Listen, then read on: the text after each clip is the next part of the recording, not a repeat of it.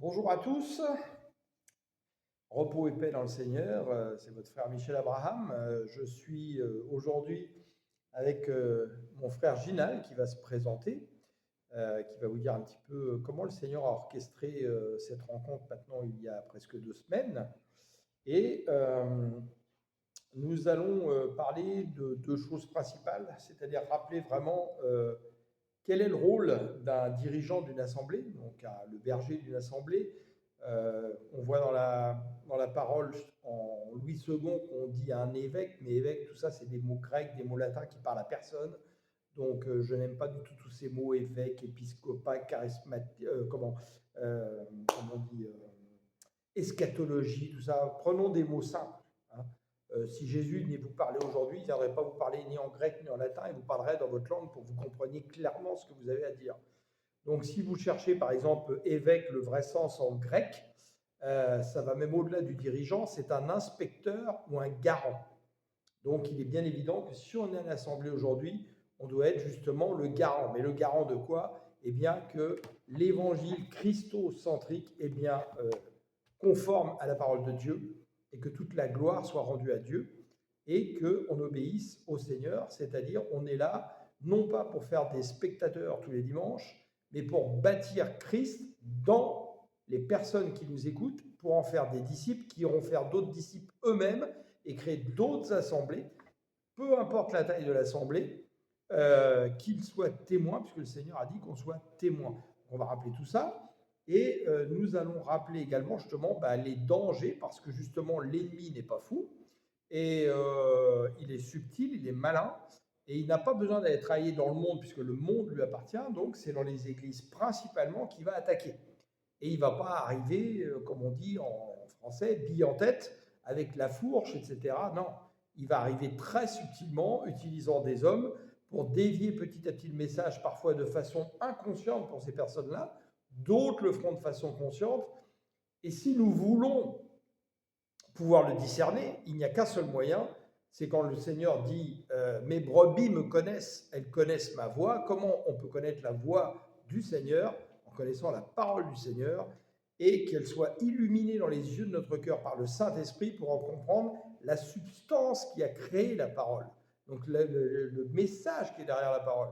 Puisqu'on a bien vu que les Hébreux connaissaient, on le sait, bien plus la parole que les enfants de Dieu aujourd'hui. Un enfant qui fait sa bar mitzvah, il doit connaître au moins, je ne sais plus, c'est 40 ou 60 versets par cœur. Je serais très étonné qu'aujourd'hui, les enfants de Dieu d'une majorité puissent connaître 40 ou 60 versets par cœur. Donc, ils connaissaient la parole par cœur, et pourtant, ça ne les a pas empêchés de ne pas reconnaître Christ et leur Messie qui était annoncé. Donc, si on lit la Bible sans en comprendre la substance qui est derrière, et qu'on n'a pas les yeux de notre cœur, notre intelligence renouvelée par le Saint-Esprit, on peut passer complètement à côté en fait du message de vérité. Voilà. Donc je vais laisser la parole à mon frère qui va se présenter, voilà, et puis après on va continuer. Merci beaucoup, frère Michel Abraham. Un vrai plaisir qu'on parle ensemble. Vraiment, très plaisir et surtout pour éclairer encore, surtout, je dirais, l'opinion chrétienne qui semble être vraiment à côté de l'authenticité de la parole. C'est une grande mission, frère Abraham, que Dieu te bénisse pour Ouais, il y a une ton grande invitation. confusion aujourd'hui, vous le savez comme nous, si vous avez un petit peu visité différentes églises, vous savez, beaucoup disent, ah ben non, mais il faut rester dans son assemblée, il ne faut pas quitter son assemblée. C'est le Seigneur parfois qui va vous envoyer exprès dans plusieurs assemblées. Pourquoi? Pour voir justement si vous êtes ancré dans la vérité, parce que justement vous allez entendre des messages différents. Et si le Seigneur ne vous laisse pas en contact avec le mensonge ou des demi-vérités, il ne pourra pas voir si vous êtes vraiment ancré dans la vérité. Amen. Donc c'est lui parfois qui va vous envoyer exprès dans des mauvaises assemblées, avec des mauvais intendants, pour voir comment vous allez réagir par rapport à cela. Et je veux dire, en plus, on n'est pas appelé à rester 30 ans assis sur le même banc. Il a dit, je vous envoie. Donc pour nous envoyer, il faut déjà qu'on soit bâti solidement. Hein. C'est ce que dit Paul quand justement il construit comme un sage architecte, et que d'autres personnes vont peut-être construire derrière, mais avec quoi ils vont construire? Du torchis ou de la paille. Donc c'est vraiment le rôle, et c'est ce qu'on va rappeler aujourd'hui. Merci beaucoup, frère Abraham. En fait, comme on dit, on ne peut pas recevoir un invité sans connaître son identité. Il est qui? Vous qui nous recevez chez vous, je m'appelle frère, parce qu'on est d'abord frère. Amen. Alléluia. Je m'appelle frère Ginal Tako. Je suis africain de la République démocratique du Congo et enfant de Dieu. Et le ministère que Dieu nous a confié, c'est le ministère d'évangélisation. Je suis évangéliste du ministère et du talent. Dieu m'a confié la musique, je suis chantre. Et voilà, donc c'est un grand plaisir pour Parfois moi. un peu prophète, je crois. Oui, la prophétie n'est pas mon ministère, mais parfois, comme a dit l'envoyé de Dieu, ça c'est ce que nous appelons les dons de l'esprit. Les dons de l'esprit, Dieu m'a confié la prophétie, quelquefois ça arrive et ça part. Voilà. Mais je suis frère. Et si je peux rappeler justement, en t'interrompant 10 secondes, justement, ça j'en ai parlé plusieurs fois avant sur cette chaîne, et c'est vraiment important de le rappeler parce que justement là-dessus, il y a une grosse confusion qui justement vient de l'orgueil satanique qui se glisse dans les églises. Nous sommes avant tout des frères du Seigneur. Il a dit, vous êtes tous frères. On a bien vu que quand des gens ont voulu se glorifier devant les autres, il les a taclés en leur disant que celui qui voudra être le plus haut soit le plus bas, etc. Et que justement, nous sommes tous appelés à être des frères et des témoins fidèles du témoin fidèle, et que les ministères ne sont en aucun cas des titres, mais des fonctions. Donc Jésus avait les 5 fonctions, et normalement, plus vous êtes bâti en Christ, plus vous allez pouvoir manifester les 5 fonctions, mais pas en même temps, au besoin que le Seigneur a avec vous ce jour-là, dans cet instant précis. Donc on ne devrait même jamais se présenter pour dire je suis le prophète machin, je suis l'évangéliste machin, je suis... Non, on devrait être je suis le frère. C'est ce qui m'a touché la première fois qu'il est venu se présenter dans l'église où je l'ai vu. Il a dit justement je suis le frère Ginal et je fais parfois office de tel ministère. Alléluia. Là on voit déjà, on reconnaît quelqu'un qui est humble et qui a compris quelque chose d'essentiel. Amen. Merci frère Abraham. En fait, j'ai eu l'occasion de rencontrer ce grand homme de Dieu. Et c'est pourquoi je l'appelle l'envoyé du Seigneur, parce que tout ce qu'il a dit était dans la vérité, dans la lumière du Christ. Et aussitôt, je l'ai écouté, debout, on était là. Et comme on dit, mon âme s'est attachée à son âme, comme Jonathan et David. Nous nous sommes rattachés pour un seul but, marcher pour évangéliser la bonne nouvelle, la parole authentique de Jésus. Amen. Sans la maquiller, sans la maquiller. Amen. Alléluia. Amen. Et justement, j'en avais parlé aussi sur notre chaîne, on va le rappeler justement, quand le Seigneur nous appelle donc à être ses témoins, jusqu'aux confins du monde. Donc de quoi peut-on témoigner? De la vérité. Et qui est la vérité? C'est Christ. Et je vous rappelle justement, on avait déjà parlé sur la chaîne, je ne connaissais même pas ce mot, il avait fallu que je le cherche dans le dictionnaire, c'est pas un mot que j'utilise tous les jours. Où un matin de 2021, le Seigneur, alors j'ai été en méditation avec lui, quand j'ai ouvert les yeux, il me fait entendre cette voix en disant 3 reprises Saint testamentaire.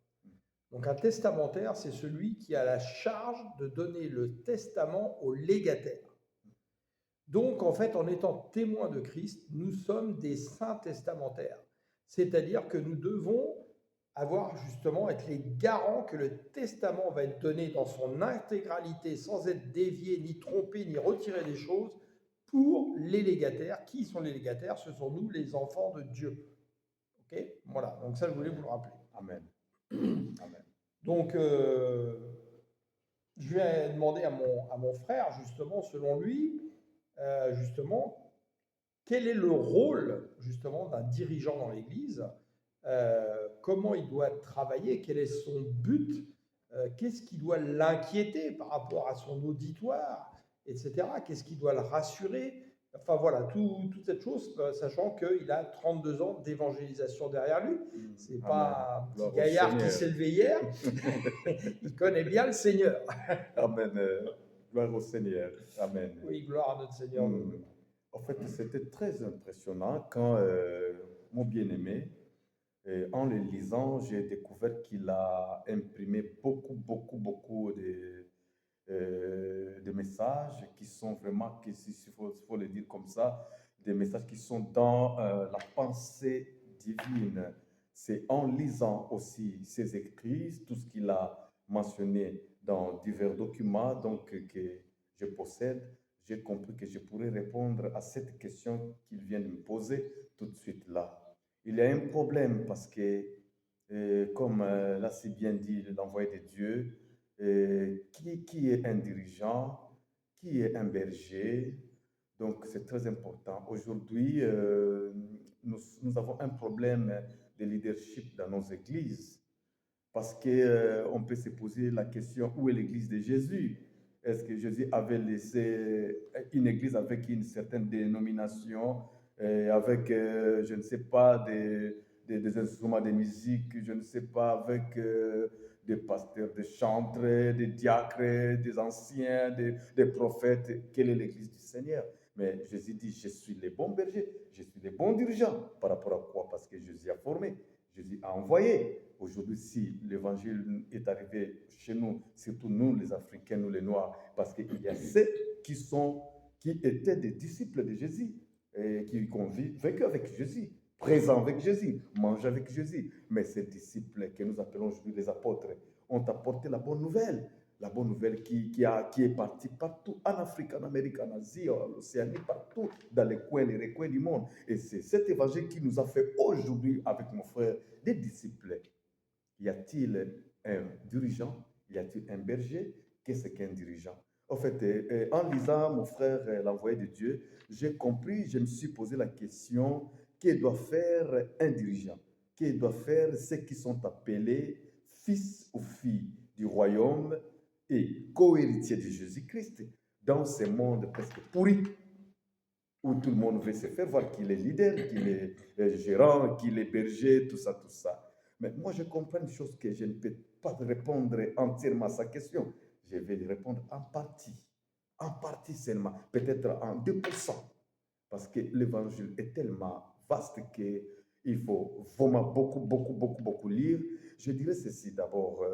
La première des choses que peut faire un dirigeant, un berger, je dis selon 1 Jean, chapitre 2, du verset 15 à verset 16. Je ne sais pas si mon frère, il est permis que nous puissions les oui, bien sûr. lire selon 1 Jean, chapitre 2. 1 Jean, chapitre 2, verset 15 à 16, rapidement. Donc, je vais vous expliquer un bon dirigeant, un bon berger, au-delà de ce que Jésus lui dit, un bon berger donne sa vie pour ses brebis. Non, c'est bon. Hein, ça, c'est bien. Mais parce que vous connaissez ça, aujourd'hui, je vais quand même ajouter aussi quelque chose. Un Jean, voilà. Un Jean, chapitre 2, verset 15 à 16. Et la Bible dit, n'aimez pas le monde, ni rien de ce qui fait partie de ce monde. Si quelqu'un aime le monde, l'amour pour le Père n'est pas en lui. En effet, tout ce qui fait partie du monde, les mauvais désirs qui animent l'homme livré à lui-même, la soif de posséder ce qui attire le regard et l'orgueil qu'inspire le bien matériel. Tout cela ne vient pas du Père, mais du monde. Or, le monde passe avec tous ses attraits, mais celui qui accomplit la volonté de Dieu demeure éternellement. On voit bien justement comment dans les assemblées aujourd'hui, nous avons beaucoup de pasteurs ou autres, peu importe le nom qui se donne, qui se glorifient dans les richesses du monde.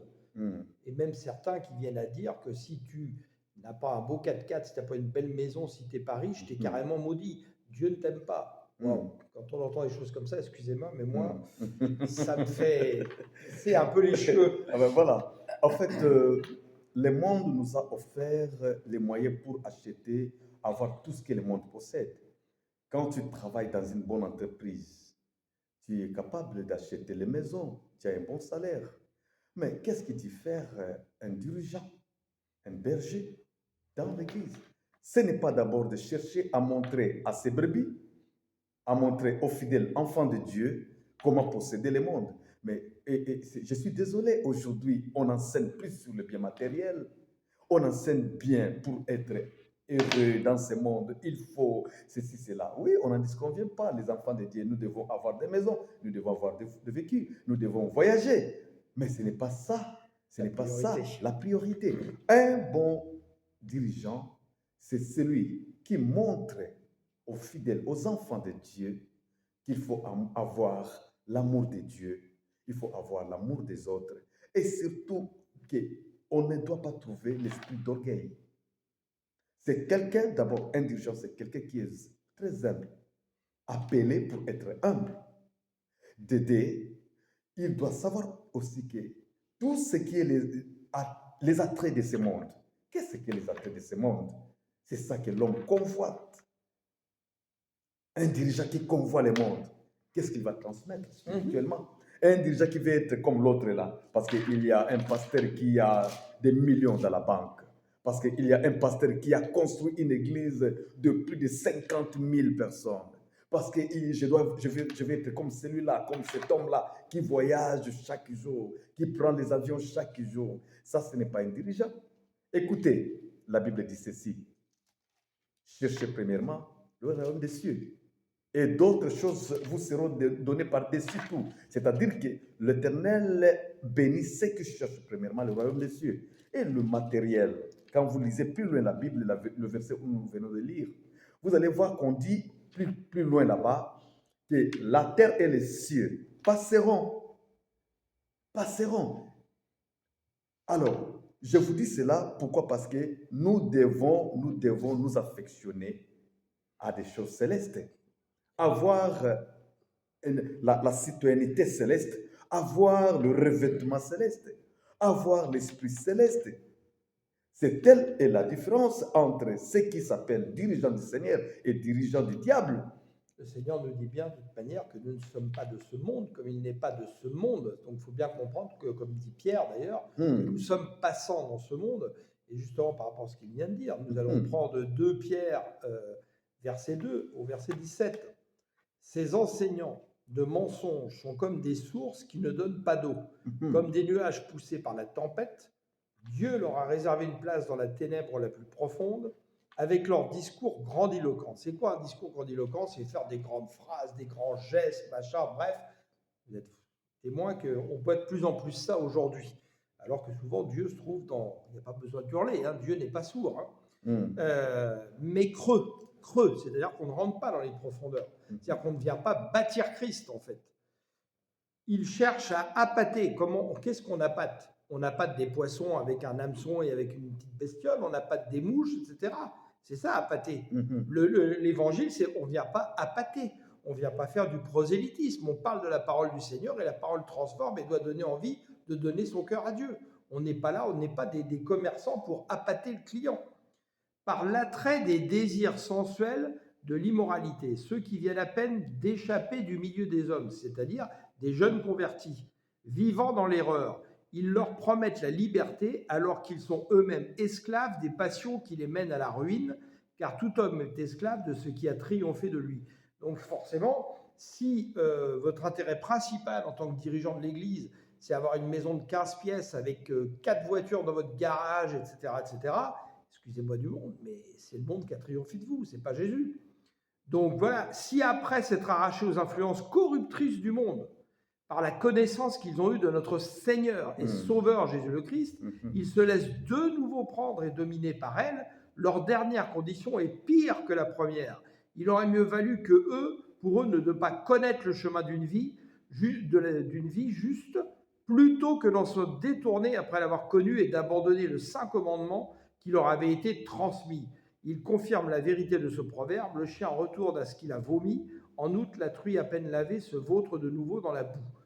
on sait que le Seigneur nous a sortis de la boue du péché. Mhm. Donc, c'est pas nous qui le disons, c'est l'Écriture, vous voyez ce que je veux dire? Mhm. Et ça, vous le savez comme moi, on en est témoin malheureusement trop souvent dans beaucoup d'assemblées que vous pouvez parcourir ou sur YouTube. Et aussitôt que vous voyez ces comportements, ça doit normalement allumer une petite lumière dans votre cerveau, quoi, dans votre cœur. Il doit se passer quelque chose. Mhm. Voilà, ça me paraît évident. Mhm. Donc, je vais le laisser poursuivre. Mhm. Je t'en prie. Merci beaucoup, frère Abraham. C'est comme vous venez de dire là. Au fait, une fois j'étais, je vous en prie, au Congo-Brazzaville, qui est le pays voisin par rapport à mon pays. Et j'arrive, c'est un homme de Dieu, je n'irai pas citer le nom, c'est un frère bien aimé qu'on a évolué ensemble en musique et Dieu l'a appelé au ministère, alors que je devais intervenir pendant une semaine, les matins, les soirs, les matins, les soirs. Alors, ce qui m'a beaucoup inquiété, cet homme me dit, écoute, évangéliste, je vais te laisser la chair, hein, ça dépend de toi. Si tu veux sortir avec quelqu'un, avec quelque chose plutôt, c'est toi, c'est ce que tu dois parler. Et n'oublie pas que mon sujet de charge, comme je t'ai laissé une semaine, matin, soir, c'est que je peux vivre par toi. Donc, c'est que tu vas recevoir des enfants de Dieu.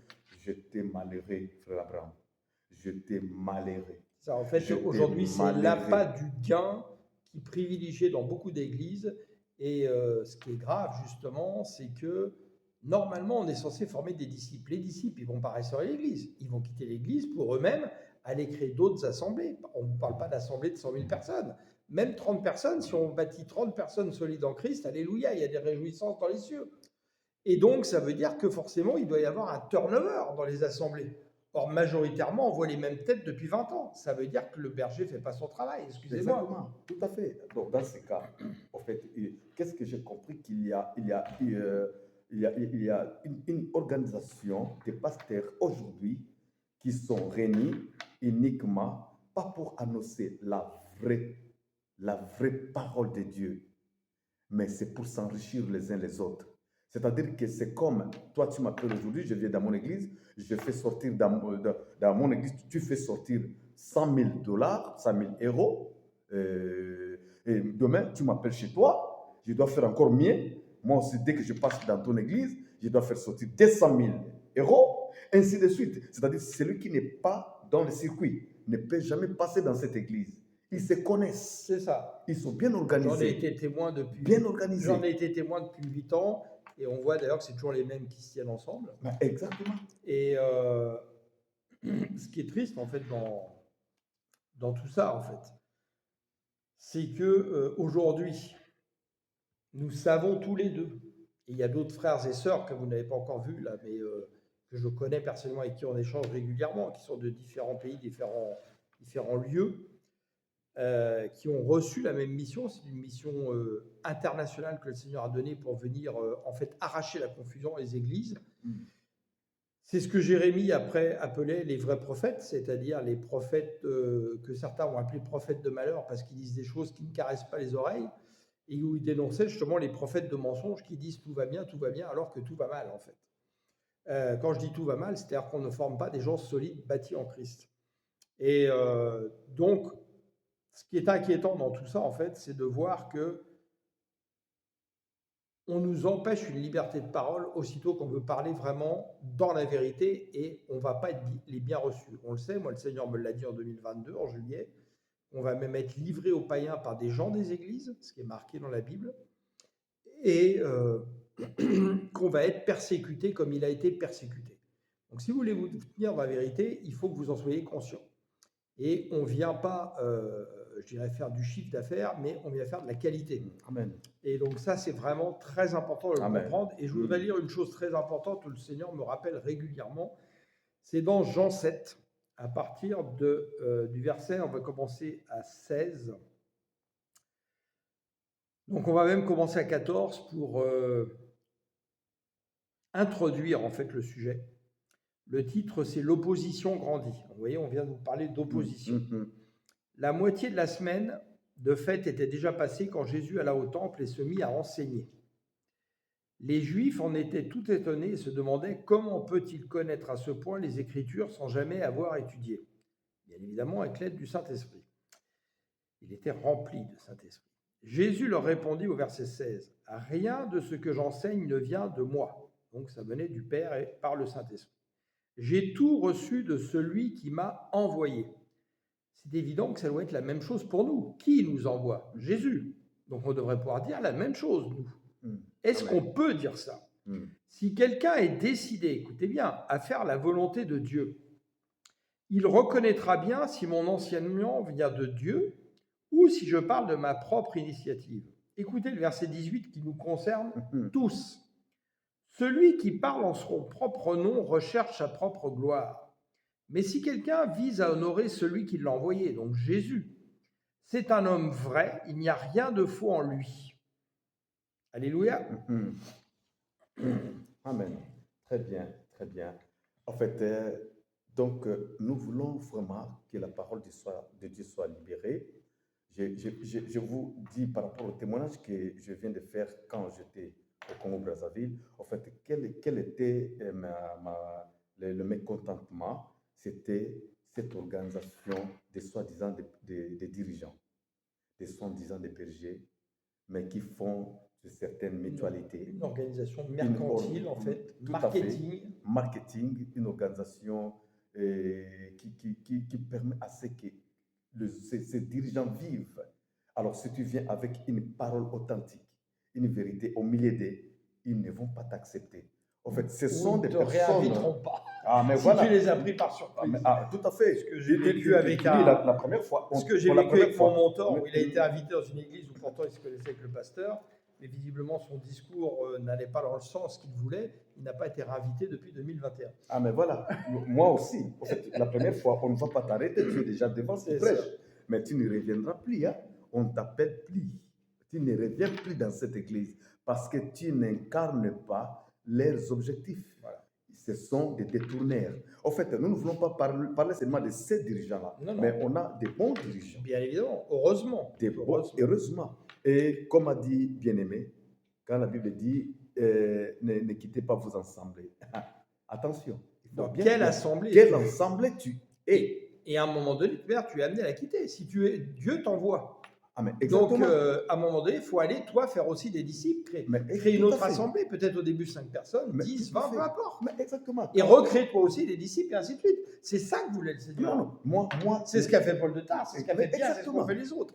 On est dirigeants, on a des églises. Donc, un frère que tu gardes pendant 30 ans, et tu dis que celui-là est fidèle. Fidèle en quoi? On n'est pas fidèle physiquement quand tu vois quelqu'un. On est fidèle d'abord spirituellement. Tu ne te sépares pas avec ton pasteur. Tu es fidèle, mais tu dois aller.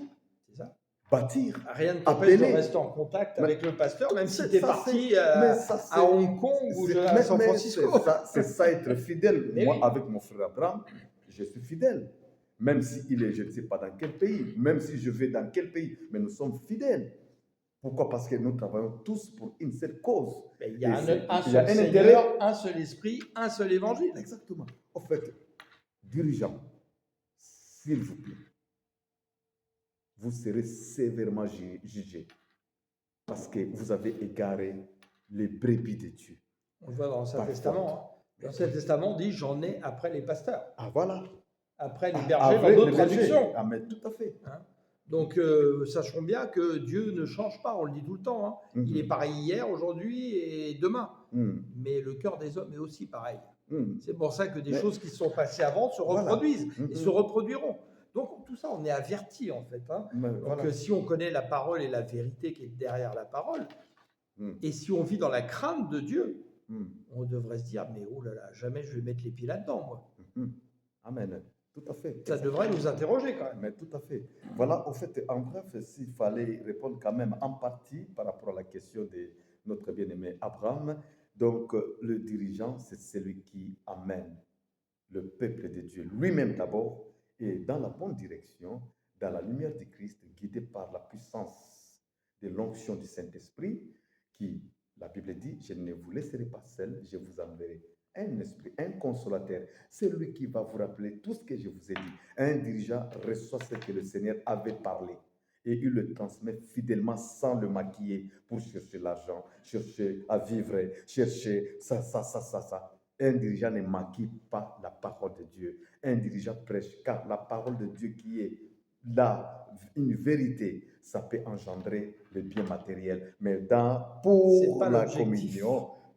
communion, pour la croissance de l'Église, hein, le dirigeant, c'est quelqu'un qui partage aussi avec ses frères l'amour, la communion fraternelle. Tu es simple, sois simple, tu es béni. Bénis les autres. Puis il y a deux choses que je voudrais rajouter aussi par rapport à ça. C'est-à-dire que aujourd'hui, on demande des dîmes, des offrandes. Donc ça, la dîme, on en reparlera un peu après. Mais bon, il y a une gestion dans beaucoup de... C'est un grand terrain, Voilà. hein, frère Abraham. Les dîmes d'aujourd'hui. Voilà, on va en parler après. Dans beaucoup d'assemblées, malheureusement, il y a une gestion totalement opaque des finances qui rentrent dans l'Église. Donc, on dit que ta main droite ne sache pas ce que tu fais ta main gauche. OK? C'est-à-dire que tu ne vas pas claironner, tiens, regarde, je donne un billet de 500 dans le truc. Ça, OK, on est d'accord. Mais par contre, celui qui dirige l'Église doit quand même rendre quelque part une comptabilité. C'est-à-dire, voilà, nous, cette mois-ci, on a reçu par exemple 10 000. Voilà ce qu'on a fait avec les 10 000. On a mis ça pour ça, ça pour ça. Voilà les projets qu'on a. Voilà ce qu'on veut faire avec l'argent, etc. Pour encourager les gens à donner peut-être plus. Parce qu'aujourd'hui, si beaucoup de gens ne donnent plus ou pas beaucoup, c'est parce que justement, ils n'ont plus confiance.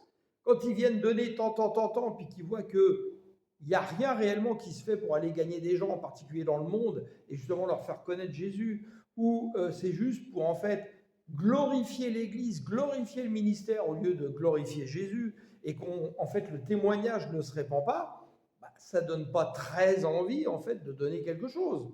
Hein, donc ça c'est quand même une chose qu'il faut bien comprendre également.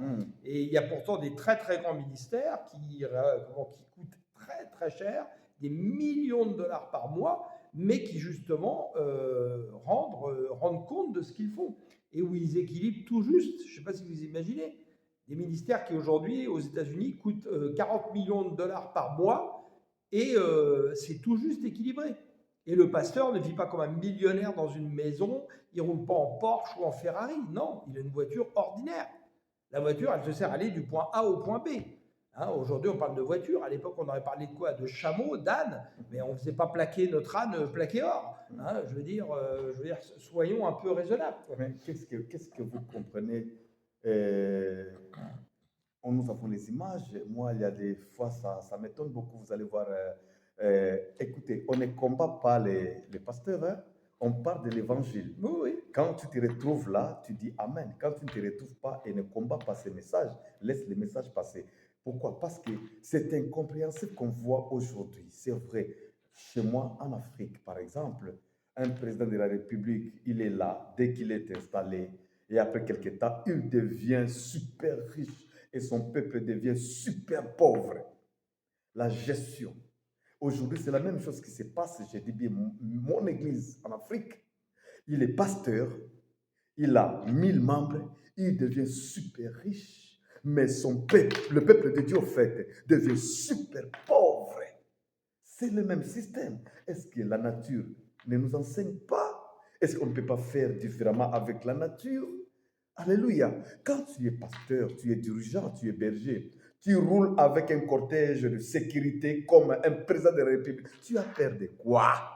Si tu vis dans la vérité, même si on te poisonne, Alléluia. même si on te tue, tu as peur de quoi? Tu dois aller au royaume des cieux. Mais quand tu mets tout un cortège parce que tu es conflictuel, parce que tu sais que ce que tu dis, ce n'est pas vrai, tu as créé des ennemis tout autour de toi.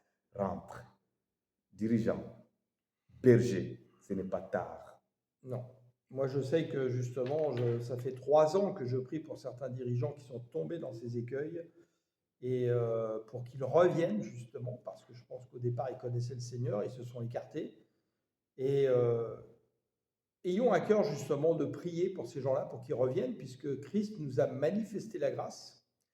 Donc on ne vient pas en tant qu'accusateur, on vient dénoncer Amen. des mauvaises œuvres qui peuvent justement perdre beaucoup d'âmes. Et justement, ça, c'est pas l'œuvre de Dieu de perdre des âmes, c'est l'œuvre de Satan. Donc on va en parler après, comment Satan justement travaille dans les églises pour arriver à tout ça justement.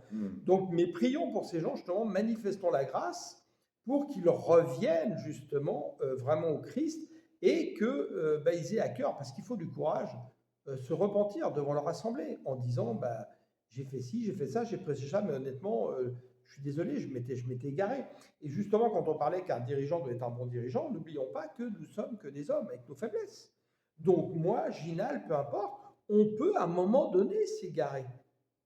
Donc par exemple, si vous êtes dans une assemblée où on vient vous prêcher régulièrement et qu'on voit en physique, justement une assemblée physique, sur YouTube c'est difficile à voir, on vient s'égarer, bah, votre rôle normalement devrait être d'aller voir votre berger et vous dire, là, tu vois, il y a ça qui m'a choqué dans ton église, etc.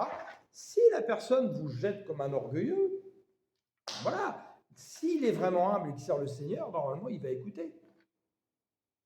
Il n'y a pas que les frères hein, qu'on peut... Non. Parce que sinon, ça veut dire qu'on met le berger sur un piédestal, Non. à l'égal de Dieu, il est irréprochable et tout ce qu'il dit est parole d'évangile. Non. Non. Non. Donc cette vidéo, je l'enregistre à la fin, mais on va la mettre au début. On a dit, on ne se met pas de limite, justement. Vous voyez, on a dit, on ne va pas calculer combien de temps on va parler. On n'en sait rien. On va laisser le Saint-Esprit faire. Amen. Et donc, on a parlé pendant plus d'1h30.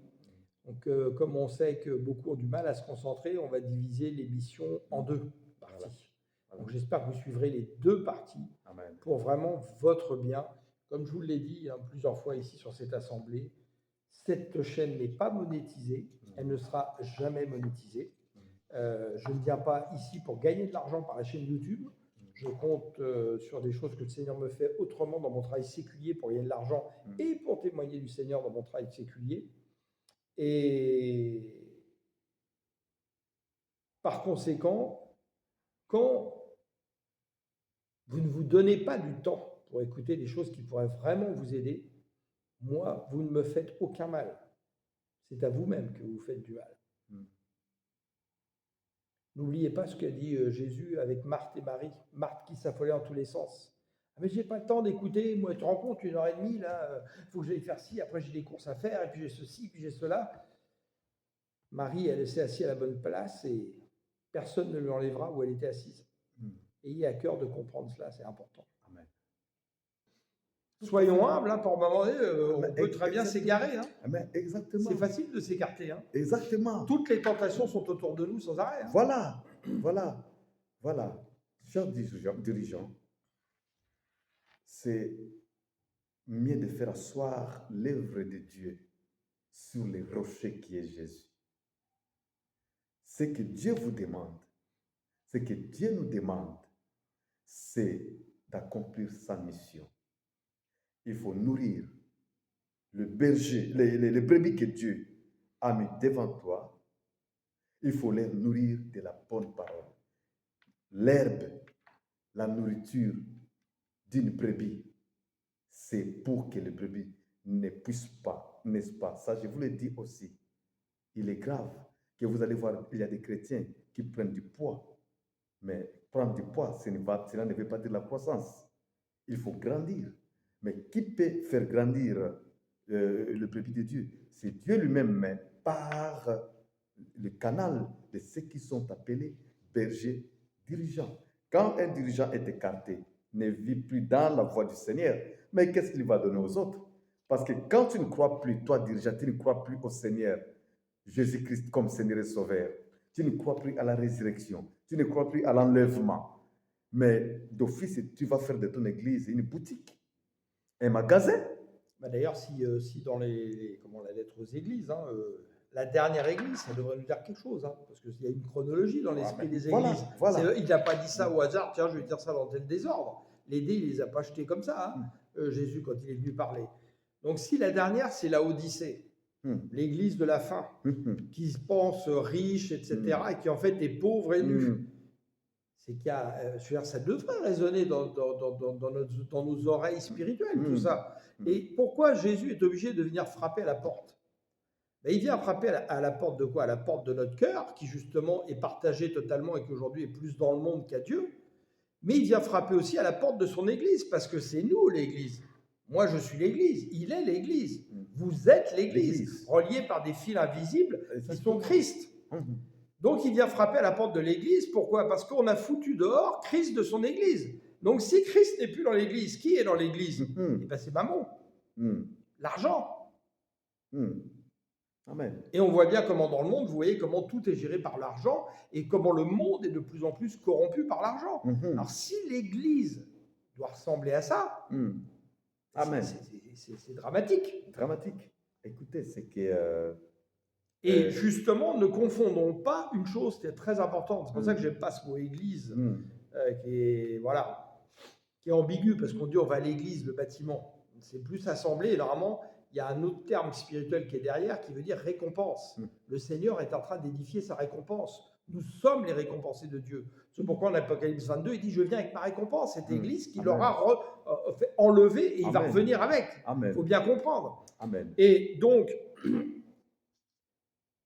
Christ bâti en nous, ça bâtit l'église de Christ. Si on est bien bâti sur le roc, sachez une chose, l'église avec un grand E de Christ, elle est toujours propre et belle. Amen. Celle qui n'est pas belle, c'est les églises avec un petit E, les églises des hommes qui veulent peuvent être salies. Donc nous n'allons pas pour faire une vie d'église des hommes, mais pour devenir nous-mêmes l'église propre, irrépréhensible, sainte, sans tache, etc. Amen. Il faut bien comprendre, je dirais,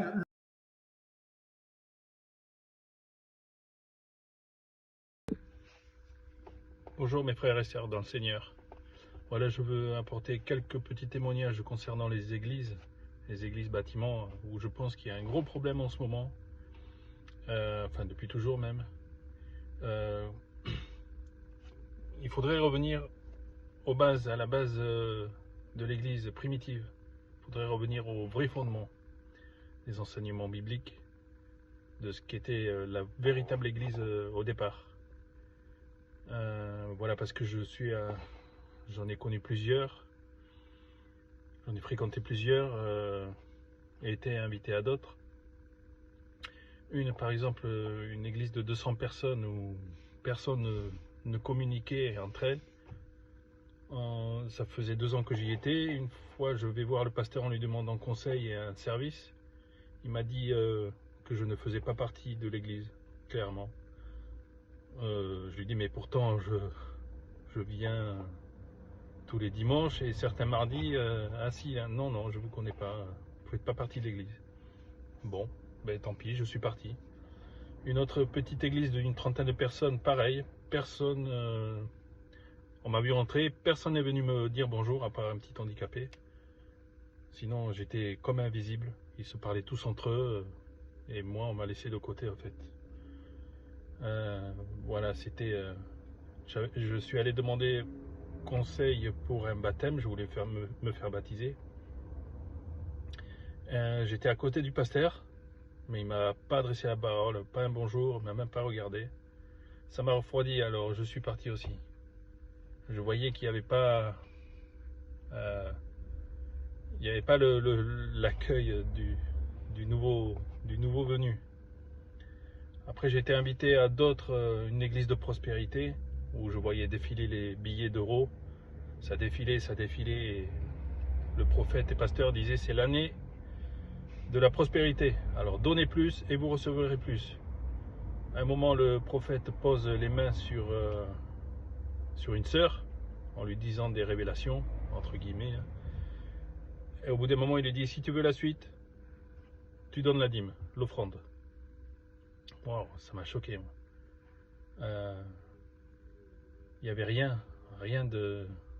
Il n'y avait pas l'esprit du Seigneur, là. Je l'ai senti tout de suite.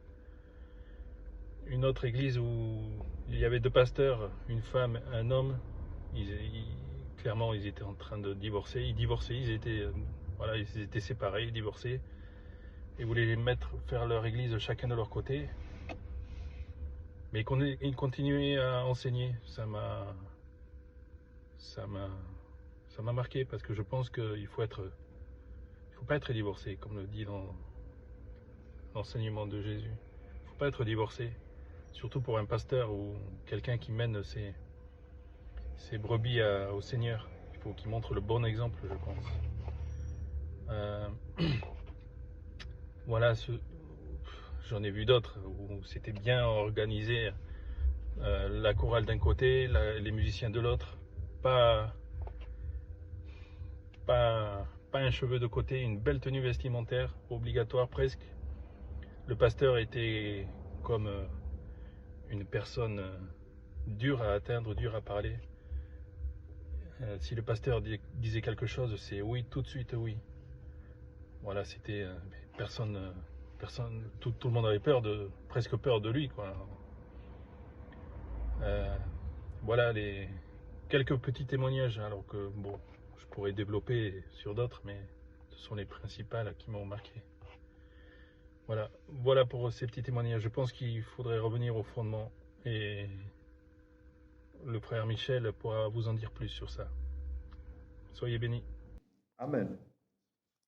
Donc, on va vous parler justement un petit peu, sachant qu'on devait se voir justement, l'autre jour j'étais en méditation avec le Seigneur, je ne sais pas, il y a 3-4 jours, et c'était très surprenant, le Seigneur me montrait justement l'image, où on parlait comme ça, et il me montrait des images à vous montrer pour faire comprendre des choses, et puis tout un discours didactique. Là, on va rentrer dans les choses, vous voyez, comme le Jésus parlait en parabole.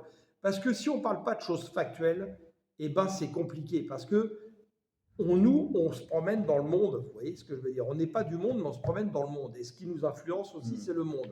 Donc, il faut parler des choses du monde qui peuvent être dangereuses. Donc, comment l'ennemi héréditaire, le diable, vient agir subtilement? C'est par l'acceptation, goutte par goutte. Vous savez, avec un compte-goutte, on lâche des gouttes comme ça, pour nous emmener au compromis et nous écarter du chemin étroit, pour nous amener vers la large porte. Donc Dieu, par sa parole, je vous montre une petite photo, et par le Saint-Esprit, donc qui a inspiré toute l'Écriture et qui vient nous transformer au milieu de la saleté qui est dans ce monde. C'est un peu comme si, vous voyez, le premier verre qui est là, il nous remplissait. Nous, on est le verre et il nous remplit avec la pureté de la parole qui est de Christ. Et le diable, lui, fait comment? Eh bien, avec le petit compte-gouttes qui est là, il prend l'eau qui est sale, en fait, lui. Et il vient en mettre des gouttes, puis des gouttes, puis des gouttes. Puis petit à petit, là, le verre, ben, c'est plus de l'eau transparente qui est dedans. Mais sauf qu'on s'habitue à ce qu'elle est plus transparente. Et puis, ça ne nous dérange pas. Alors, si ça ne nous dérange pas, ben, c'est qu'on n'est pas ancré dans la vérité. Jean 17, consacre-les dans la vérité, ta parole est la vérité, pour qu'ils soient un comme nous sommes un. Donc si on commence à se laisser corrompre par cette saleté, on n'est plus un avec le Père, le Fils et le Saint-Esprit, et on n'est plus dans la vérité. Donc on n'est plus sur le chemin, on a déjà commencé à quitter le chemin. Vous voyez, ça doit être très, très important de le comprendre. Donc on voit bien que le diable vient agir comme ça. Et souvent, et c'est là que c'est le plus dangereux, si vous allez dans une église où vous voyez clairement que c'est du mensonge, bon, normalement, à moins vraiment que vous soyez attaché au mensonge, vous allez vous poser des questions. Mais il va venir avec des demi-vérités. On tord la parole, comme il a fait avec Jésus sur le temple. Et Jésus a répondu quoi aussi à chaque fois? Il est aussi écrit, etc., etc. Donc, on en revient au même. Si on ne connaît pas la parole de Dieu, c'est facile de nous tromper. Exactement. On prend pour argent comptant ce qu'on nous dit. Donc, ce qu'on vous parle là, ça a un nom. Ça s'appelle la théorie de l'acceptation, c'est-à-dire compromis par compromis. Et les premiers à avoir utilisé ça, bah, c'est nos gouvernants, et en particulier les services secrets, qui sont souvent derrière les coups les plus pourris de notre société, quels que soient les services secrets. Et c'est même eux qui ont inventé cette théorie, qui l'ont mis même qui l'ont prouvé dans un laboratoire. On va vous en parler parce que c'est intéressant, et vous allez voir que vous allez comprendre ce qui se passe en nous. Donc, en fait, tiens, mon frère va se lever. Je vais vous montrer quelque chose. Lève-toi. En fait, là, Gina, elle est complètement dans la vérité. Puis moi, je suis le diable. Et puis là, la petite goutte que je lui mets, ben, hop, ça fait ça. Puis, un mois après, j'en verse une petite goutte. Ça fait ça. Puis après, une petite goutte. Ça fait ça. Puis après, ça fait ça. Puis ça fait ça. Jusqu'à ce qu'il soit 4 pattes. Et puis, en fait, il prend l'habitude de marcher comme ça maintenant. Et parce qu'il n'est pas ancré dans la vérité, il ne voit même plus qu'il est comme ça. Donc le but justement, c'est qu'à un moment donné, il se redresse et il vienne dans la vérité. Amen. Donc faites attention, parce que c'est comme ça que le diable travaille. Vous voyez. Et donc en fait, sous le poids de ce mensonge, si on l'accepte, parce qu'il se répand, on voit bien dans le monde aujourd'hui, aussi bien dans les églises qu'à l'extérieur, eh bien on finit par aimer plus le mensonge que la vérité sans même s'en rendre compte. Parce qu'on s'attache plus au monde qu'on s'attache aux réalités célestes. Donc, là où Jésus nous a dit dans Jean 8,32 que le Fils nous rendra libres, ben lui, qu'est-ce qu'il fait? Il vient nous voler cette liberté, puisque le diable est un voleur. Il vient pour dérober, égorger et détruire. Et il nous remet dans l'esclavage. C'est ce qu'on a lu tout à l'heure. Ou si les gens ont connu le Seigneur et puis qu'ils se détournent, ils sont revenus à la boue, alors qu'il nous a sortis de la boue. Donc, comment ils ont fait ça, par exemple, pour tester ça en laboratoire, pour montrer comment ça marche, la théorie de l'acceptation? C'est connu. Je suis sûr qu'il y en a d'entre vous qui ont déjà entendu ça. On appelle ça l'expérience de la grenouille en laboratoire. On met une grenouille dans une casserole et on met à feu très très doux. Au début, l'eau est froide et puis on fait tiédir gentiment. Ah, elle est bien, l'eau est de plus en plus chaude. Et puis ça monte et ça monte de plus en plus chaud. Et puis elle finit par être ébouillantée et elle meurt. Ben, c'est ce qui se passe pour l'enfant de Dieu qui finit par accepter mensonge après mensonge, déguisé en vérité sans s'en rendre compte. C'est la théorie de l'acceptation. Et pour prouver justement cette théorie de l'acceptation, qu'est-ce qu'ils font? Ils font une autre expérience où là, ils font bouillir l'eau et ils jettent la grenouille. Et là, ils la jettent dans une casserole où il y a très peu d'eau. Ce qui fait que là, la grenouille, forcément, qu'est-ce qu'elle fait? Elle met un coup de patte et elle sort de la casserole. Eh bien, si par exemple, aujourd'hui, j'étais Paul de Tarse ou Pierre et qu'on vienne me plonger dans la casserole qu'est les églises des hommes aujourd'hui, il y a de fortes chances que je fasse comme la grenouille. Je ferai le coup de patte et je sortirai. Mais aujourd'hui, on est des grenouilles qui se sont endormies dans le conformisme, où tout le monde fait la même chose. Ça se fait là, donc je le fais. Mais est-ce que ce qui se fait est christocentrique et en rapport avec l'Évangile? Oui ou non? C'est la question qu'on doit se poser. Tout à fait, exactement. Et comme a dit l'envoyé de Dieu, bien-aimé Abraham, même la nature nous enseigne. Quand vous connaissez que le médecin guérisse le malade aussi avec des gouttes, hein, l'enfant qui a attrapé la grippe, on lui applique plutôt quelques gouttes. Et aujourd'hui, une goutte, demain, et la maladie part. C'est la même chose que le diable fait. Hein. Voilà. Il ne nous détruit pas directement. C'est ça. Et le Seigneur, lui, par contre, lui, nous met Exactement. goutte par goutte par le Saint-Esprit pour nous guérir. Il fait l'inverse. Chez moi, en Afrique, il y a une souris qui arrive, il te mange la nuit. Mais il ne vient pas manger brutalement. Hein. Non. Il te mange un peu et il va souffler hein, pour que tu n'aies pas mal. Et puis il mange un peu. Le matin, quand tu te réveilles, tu vois une partie qui est partie. Une partie qui est partie. C'est ça le diable. C'est ça, une partie de l'évangile qui est partie. Qui est partie. Et quand tu te dis, bon, c'est normal, et puis il revient demain, hein, il prend encore une partie de l'évangile dans toi, et puis tu restes vide. En fait, le diable s'est montré, on en parlera plus tard, parce que le premier Adam, dans le jardin d'Éden, a été attaqué par le diable. Tu avais écrit beaucoup de choses là-dessus. Il est allé par la conscience d'Ève. Il a travaillé avec la conscience en posant des questions. Le diable pose des questions pour savoir quel est ton Dieu niveau. vous a-t-il réellement dit ça? Réellement. Et tu vois, et le péché était caché dans l'arbre de la connaissance du bien et du mal. Mais la femme n'est pas allée directement vers l'arbre. Il fallait qu'il y ait quelqu'un, un enseignant. Un intermédiaire. Voilà, le diable est un enseignant pour dire, écoute, est-ce que, mais va essayer, est-ce que tu peux essayer? C'est pourquoi même le deuxième Adam a été tenté, ok, exactement, mais cette fois-là, c'était à 3 niveaux. Je l'ai rappelé l'autre jour, vous voyez dans Ésaïe qu'il est marqué que la Vierge enfantera justement un fils, donc qui est Jésus, et qu'il grandira avec la crème et le miel jusqu'à ce qu'il ait appris à rejeter le mal. Et on parle de Jésus, le Fils de Dieu. Croyez-vous qu'on va échapper à ça, nous? Non. C'est pour ça que Dieu nous laisse en confrontation avec le mal, avec la tentation, parce qu'il veut récolter que l'enfant. Donc, s'il voit qu'on n'apprend pas à rejeter le mal et qu'on a un cœur partagé, on ne persévérera pas jusqu'à la fin et on n'aura pas notre récompense. Exactement. Soyons clairs. Hein. Mais il faut s'étonner pourquoi nous devons parler du diable dans l'Église. Mais on doit parler parce que l'ennemi qui vient nous voler la connaissance, ce n'est pas Dieu. Dieu ne se combat pas. Dieu est Dieu. Amen.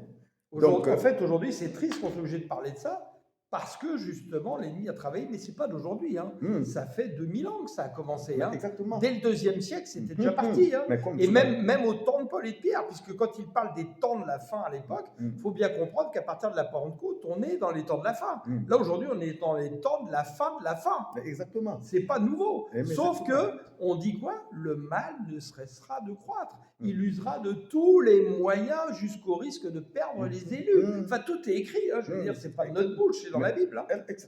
Tu en as écrit, tu dis l'ennemi n'est pas loin. Il est là dedans dans l'assemblée. En fait, le diable et l'esprit de Dieu amène Jésus dans le désert. Après, l'esprit de Dieu est parti. Vous savez, Alors, ce qui vient prendre maintenant Jésus dans le désert, la Bible dit, le diable vient transporter Jésus d'abord en haut du temple. Le temple, mais il est là en haut du temple. Il transporte Jésus en haut du temple, l'église.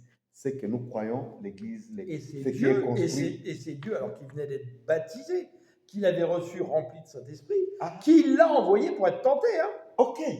Ne Ok. l'oublions pas. Hein. Ah, mais exactement. Donc, quand je vous dis C'est- que Dieu vous enverra dans des églises de mensonges volontairement, c'est pour vous tenter et voir comment vous allez réagir. Hmm. Est-ce que vous voulez rester dans une église, en fait, qui vous conduit à la mort spirituelle parce que le message vous plaît, ou est-ce que vous retirez votre petite patte de là, vous secouez la poussière de vos pieds, vous en allez? Hmm. C'est biblique, hein, ce qu'on est en train de dire. Hein. Ah, mais exactement. C'est comme Dieu pouvait mettre les anges tout autour de l'arbre de connaissance de vie, des anges Hein? costauds. Vous comprenez? Mais Dieu a laissé la liberté à C'est Adam ça. et Ève. Et mais la même chose, Dieu ne pouvait pas tenter, au fait, pas tenter parce que Dieu ne tente pas ses Ah ouais. enfants, mais il a laissé, pendant que Jésus a été baptisé de l'Esprit encore, parce que lui-même est né de l'Esprit, il a été encore rebaptisé par l'Esprit, et puis la Bible dit, l'Esprit lui-même prend Jésus C'est ça. jusqu'à... Donc, c'est-à-dire que Dieu connaît que nous devons nous entraîner dans la parole. Il nous épure. Il nous épure parce qu'il faut être clair. On en a parlé déjà plusieurs fois sur cette chaîne. On en a justement le témoignage dans l'Ancien Testament, avec toute l'histoire des hommes avec Dieu. Où, malgré la bonté de Dieu, malgré les miracles, les hommes sont rebelles. Les hommes ne sont pas reconnaissants à Dieu. Donc, il faut être clair. Dieu n'a pas confiance dans les hommes aujourd'hui. Il peut avoir confiance en vous que quand vous êtes baptisé du Saint-Esprit, que vous avez reçu le Saint-Esprit. Pourquoi? Parce que Dieu est esprit. Alors, il regarde quoi? Il regarde à votre esprit et il voit l'esprit de son Fils dans votre esprit. Mais ça ne veut pas dire que c'est une garantie où on est à l'abri de tout. Parce qu'il y a notre âme qui est là, en effet, tripartite. Et notre âme, justement, c'est un buvard. Elle chope tout. Le bon, le mal, machin. Donc, en fait, c'est l'esprit du Seigneur qui nous aide à guérir notre âme pour que notre âme commence à devenir solide et ait le mal en horreur. C'est comme ça qu'on se bâtit en Christ. Et vous voyez, par exemple, je vais vous dire toute bête, je n'avais pas prévu de ça. Cette nuit, j'ai fait un songe qui était vraiment pas bon. Donc, je sentais que c'était une attaque. Le diable venait me faire voir, enfin des choses pas bonnes, quoi. J'ai horreur de ces choses-là aujourd'hui, alors que j'ai pu les vivre dans mon passé où j'étais loin de Christ, etc. Donc, parce que le diable vient toujours vous rappeler votre passé comme accusateur.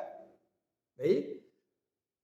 Et là, je me suis réveillé, mais vous savez, comme si j'avais mangé quelque chose, du poison, c'était pas bon et tout. J'ai commencé tout de suite justement à briser tout ce que j'avais vu dans le son, en disant Satan, t'es un menteur, tu arrêtes, tu dégages. Moi, j'appartiens à Jésus le Christ, je suis fils de Dieu, etc., etc. Et j'ai même dit quelque chose que je n'avais pas dit encore jusqu'à présent. J'ai dit, Satan, tu connais mon passé, mais je te rappelle que Jésus a oublié toutes mes fautes. Le Père ne s'en souvient même pas. Mais moi, par contre, moi, là, Alléluia. Michel Abraham, écoute-moi bien, Satan. Amen. Je connais ton futur. Et c'est de finir dans l'abîme des ténèbres à jamais débarrassé de toi. Et ça changera jamais ton futur. Amen. All right? Alors dites ça à Satan quand il vient vous rappeler votre passé. Dites-lui, moi je connais ton futur. Moi, je connais ton futur. Tu finiras par où? Je connais, ça ne changera pas. Mais mon passé a été changé. Exactement. Alléluia. Gloire à Je Dieu. suis une nouvelle créature. Parce que ce n'est plus moi qui vis, c'est Christ qui vit en moi. Amen, amen, amen. Merci Seigneur, merci Saint-Esprit. Gloire à Dieu. Donc, où est l'Église en fait? Donc, l'assemblée de Jésus. Hein, c'est une récompense qu'il édifie. Elle habite dans ton cœur, via la semence que Dieu sème par sa parole et le Saint-Esprit qui est la substance qui a inspiré la parole. Amen. Hein, n'oublions pas ce que dit Jésus quand il parle aux pharisiens qui ne l'ont pas accepté. Vous sondez les Écritures croyant avoir en elles la vie éternelle, pourtant elles rendent témoignage de moi. Cherchez vraiment en priorité tout ce qui est messianique, parce que Jésus est le consommateur de la foi. Il n'y a que Jésus qui vous transformera, il n'y a que Jésus qui fera grandir votre foi.